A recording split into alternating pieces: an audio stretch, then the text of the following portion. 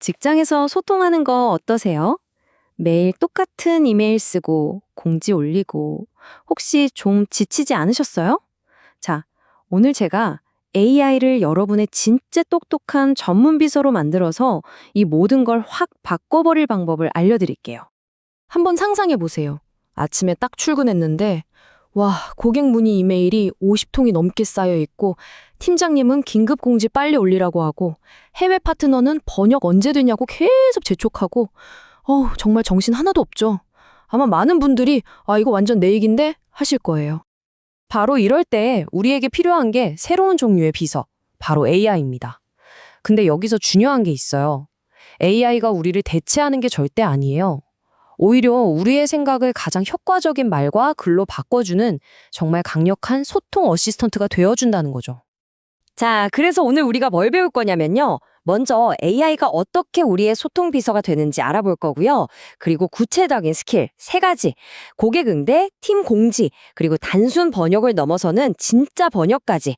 마지막으로 제일 중요한 거.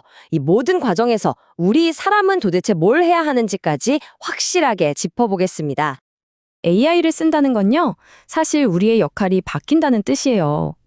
예전에는 우리가 배에서 직접 노를 젓는 선원이었다면, 이제는 전체 항로를 지휘하는 선장이 되는 거죠. 귀찮고 반복적인 일들 있잖아요. 그런 건 이제 AI한테 맡기고요. 우리는 더 큰 그림, 그러니까 전략을 짜고 중요한 판단을 내리는데 집중하는 거예요. 자, 그럼 첫 번째 스킬부터 시작해 볼까요? 바로 고객과의 대화입니다. 이게 사실 제일 어렵잖아요. 사람의 감정이 막 얽혀 있으니까요. 과연 AI를 어떻게 하면 공감하는 응답자로 만들 수 있을까요? 고객 서비스에서 제일 중요한 원칙이 뭘까요? 바로 톤입니다, 톤. 죄송합니다라는 똑같은 말을 해도요, 그냥 기계처럼 딱딱하게 말하면, 그냥 변명이네, 이렇게 들리잖아요. 근데 정말 진심을 담아서 전하면 신뢰를 얻을 수 있죠. 바로 이 어떻게 말하느냐가 모든 걸 결정합니다. AI한테 제대로 된 답변을 얻으려면 우리가 먼저 상황을 정확하게 파악해야 돼요. 자, 이 3단계 프레임워크를 머릿속 체크리스트처럼 한번 써보세요. 첫째, 고객의 감정이 어떤가? 화가 났나? 불안한가?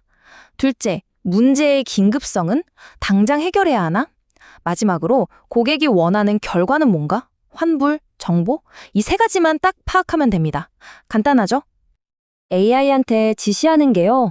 생각해보면 요리랑 비슷해요.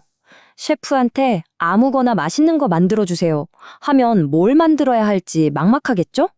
근데 공감과 책임감 있는 톤을 유지하면서 해결책까지 명확하게 제시하는 답변을 만들어줘.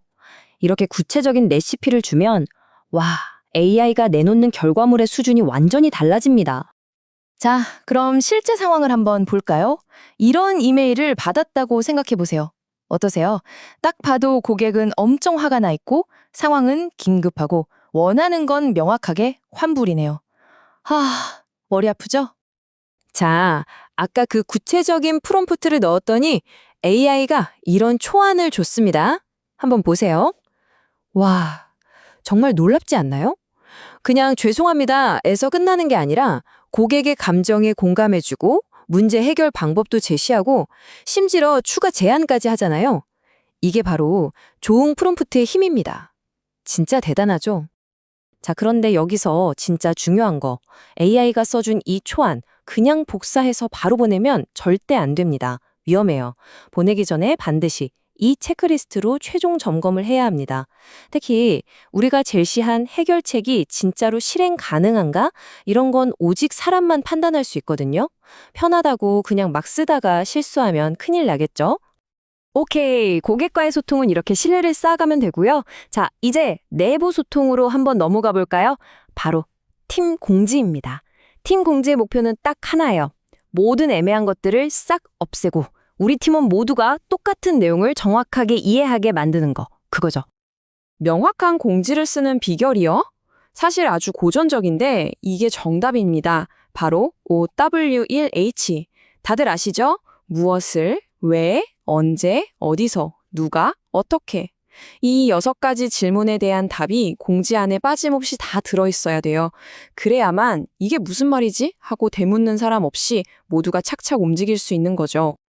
여기서도 마찬가지로 프롬프트가 핵심입니다. 그냥 새 경비 시스템 메모 좀 써줘. 이러면 AI도 뭘 어떻게 써야 할지 몰라요. 하지만 5W1H의 각 요소를 프롬프트에 딱딱 구조적으로 넣어주면 어떨까요?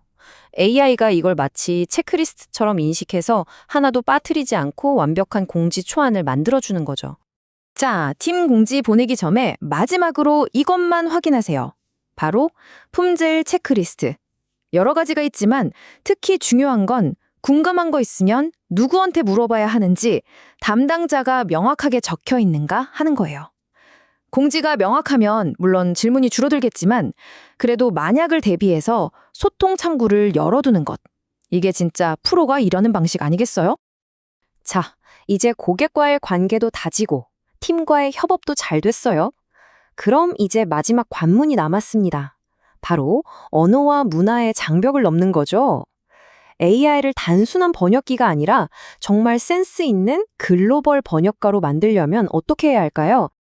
이 둘의 미묘한 차이 혹시 느껴지세요? 왼쪽의 직역 Let's grow together. 이것도 뭐 틀린 말은 아니죠. 하지만 오른쪽처럼 grow with us라고 현지화된 번역은요. 그 문화권 사람들한테 훨씬 더 자연스럽고 강력하게 다가갑니다. 현지화라는 건 단순히 단어를 바꾸는 게 아니에요. 그 나라의 문화를 이해하고 메시지를 아예 새롭게 만드는 과정인 거죠. 아니, 그럼 AI 번역 품질을 우리가 어떻게 믿어요? 라고 생각하실 수 있죠. 아주 간단하면서도 강력한 방법이 있습니다. 바로 역번역인데요. 이게 뭐냐면 AI가 번역해준 문장을 다시 원래 언어로 번역해보는 거예요. 메시지를 보냈다가 다시 되돌려 받아보는 것처럼요. 그랬는데 의미가 똑같다? 그럼 그건 성공적인 번역인 겁니다. 아주 똑똑한 방법이죠? 자, 이제 진짜 마지막 관문입니다. 다국어 메시지를 보내기 전에 이 현지화 체크리스트를 꼭 보세요. 다른 건 혹시 잊어버리더라도 이것 하나만은 꼭 기억하세요. 이게 과연 원어민한테 자연스럽게 들릴까? 아무리 기술적으로 완벽하게 번역했어도 듣기에 어색하면 절대 마음을 움직일 수 없거든요. 자, 오늘 여러 가지 기술들을 배워봤는데요. 여기서 가장 중요한 점을 다시 한번 딱 짚고 넘어갈게요. AI는 우리의 능력을 엄청나게 키워주는 도구이지 우리를 대체하는 존재가 절대 아닙니다. 결국 마지막에 판단하고 책임지는 건 언제나 사람, 바로 여러분의 몫이라는 거 잊지 마세요.